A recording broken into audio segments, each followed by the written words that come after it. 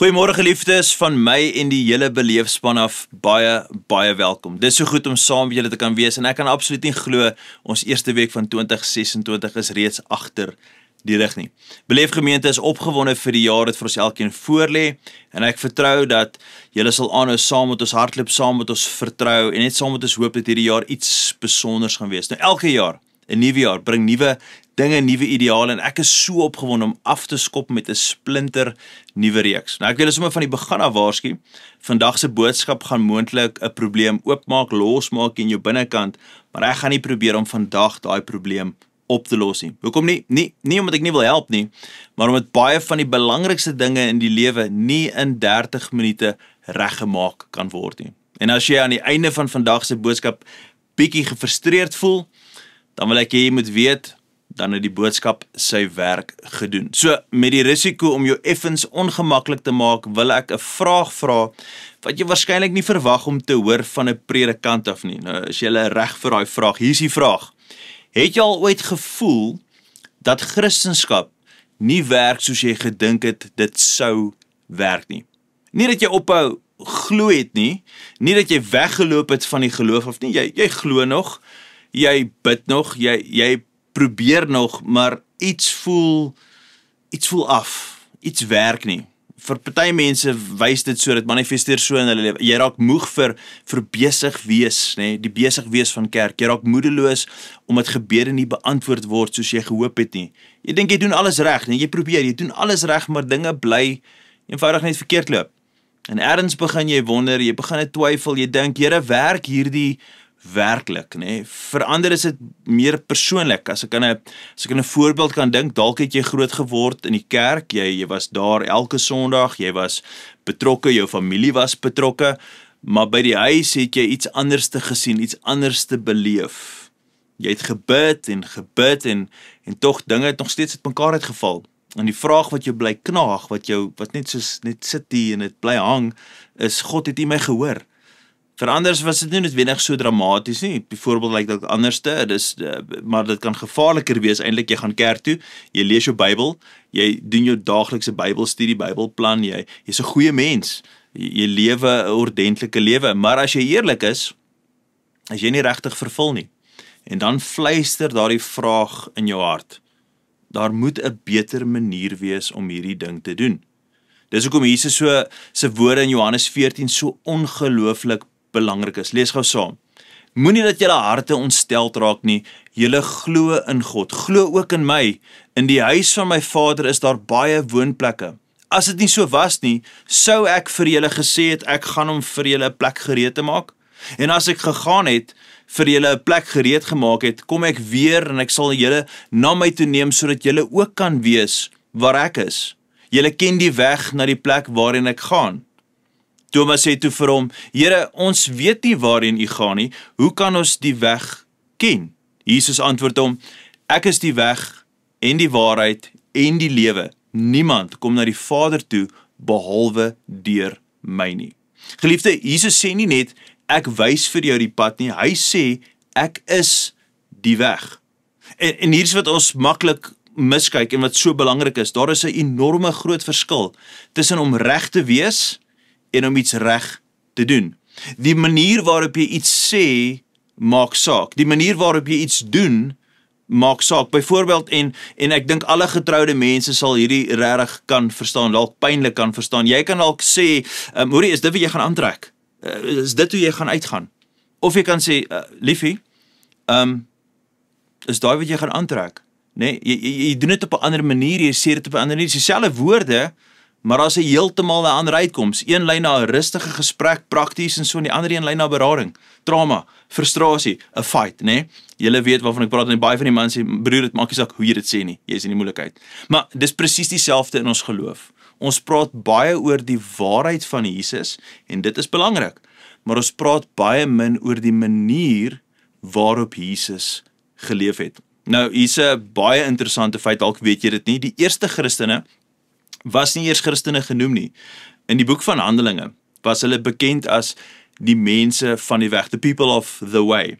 Hulle doel was nie om net regte teologie te hê nie, of 'n sterk moraliteit te hê nie, hulle doel was om soos Jesus te leef. En as jy eerlik kyk, nou Jesus geleef het, en jy vergelyk dit met hoe baie van ons vandag leef, dan sien jy daar is 'n enorme groot verskil. Jesus was nie gejaag nie, hy was nie paniekerig nie, hy het tyd gehad vir mense, hy het tyd gehad vir stilte, hy het tyd gehad vir sy Vader, en baie van ons is altyd hastig, en dis hier waar die ongemaklike waarheid van vandag se boodskap inkom. Jy kan so vinnig leef, dat jy besig is om iemand te word waarvan jy nie hou nie. Jy's kort van draad, min geduld, altyd gespanne, gereeld moeg, altyd moeg, jy slaap en jy's nog steeds moeg as jy opstaan.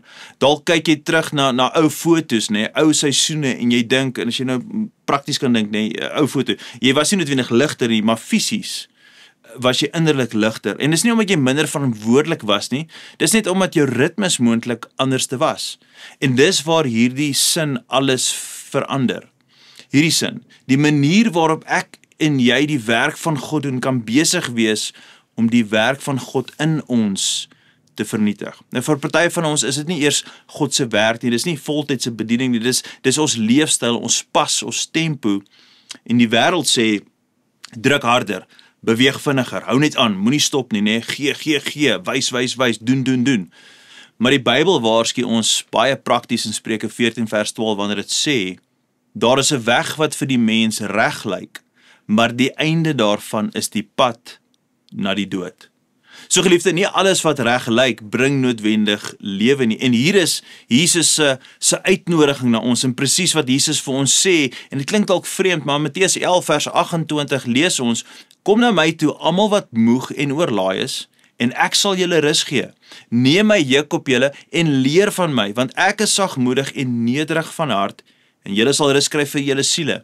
My juk is sag en my las is lig. Geliefde, 'n juk is 'n ding wat twee diere saamgebind het om dieselfde pas eintlik op hulle af te forceer. Jesus sê nie, hou op werk nie, hy sê, hou op alleen werk. En hier's waarop dit neerkom. En nou wil ek iets baie prakties en baie belangriks doen. Ek gaan nie vandag vir jou 'n plan gee nie. Ek gaan nie vandag in hierdie boodskap alles probeer regmaak nie. Wat ek wel wil doen, is jou help om lank genoeg by hierdie ongemak te sit, dat jy sê, ek is moeg vir hierdie manier van hoe ek die lewe leef. Ek is moeg vir die gejaag, ek is moeg vir die spanning, moeg om aan te hou, beloof ding gaan verander hierdie jaar, 2026 is hierdie die jaar, en dan verander eenvoudig niks nie. So, waartoe gaan ons met hierdie reeks? Die volgende paar weke gaan ons praat oor 'n paar dinge. Ons gaan praat onder andere oor ongejaagde ritmes van genade, ongebroke gemeenskap met ons hemelse Vader, 'n onverwarre fokus op wat eintlik God se missie is en wat vir hom belangrik is, en ongedeelde aandag in die oomblik. Dis waar ons wil kom. Maar vandag is net om hierdie vraag eerlik te vra wat ek vir jou voorhou. Hou ek van wie ek besig is om te word? Ek wil afsluit met 'n baie eenvoudige uitnodiging. Nie 'n opdrag nie, nie net nog 'n strategie nie. Dis Jesus sê, kom na my. Nie maak eers reg, nie probeer harder, nie verdien dit nie, net kom. Jesus sê, kom na my toe, almal wat moeg is en oorlaai is, en ek sal vir julle rus gee. En miskien is dit wat jy vandag nodig het om te moet hoor en te moet doen.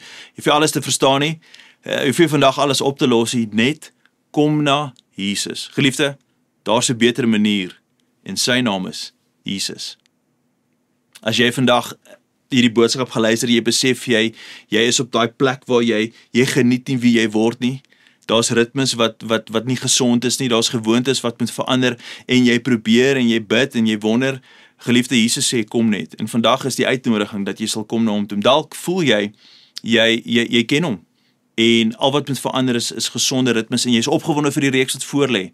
Dalk luister jy vandag en jy besef in jou hart dat jy ken nog nie Jesus so nie. Jy ken nog nie die rus waarvan hy praat. Jy het nog nie eintlik sy uitnodiging aanvaar om sy juk op jou skouers te sit, sodat jy langs hom kan inkom. En vandag is daai uitnodiging vir jou ook, geliefde, dat jy 'n keuse sal maak om te sê, Jesus, vandag gee ek my lewe vir u, en ek begeer om net in u juk in te beweeg. Ek weet nie hoe dit gaan lyk nie, ek weet nie wat dit gaan beteken vir my nie, ek weet nie wat dit vir my gaan inhou nie, maar ek wil begin om te vertrou om in u juk in te kom. En as dit jy is vandag, nee, ek wil jou uitdaag om twee dinge te doen, is om net nou saam met ons te bid, maar die ander ding is om vir ons 'n kommentaar te los en te sê, stuur dalk net vir ons jou kontakbesonderhede of 'n e-pos waartoe ons vir jou materiaal kan aanstuur, of jy stuur vir ons 'n boodskap na javierjesus@beleef.org.za dat ons met jou kan korrespondeer. Maar vir nou wil ek graag saam met julle bid en vertrou dat ons 2026 sal ingaan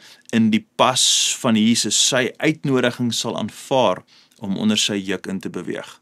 Kom ons bid saam. Hemelse Vader, ons is so dankbaar vir die uitnodiging wat Jesus vir ons rig, wat sê dat U is die weg en die weg, U is die weg, die waarheid en die lewe, en almal wat na U toe kom,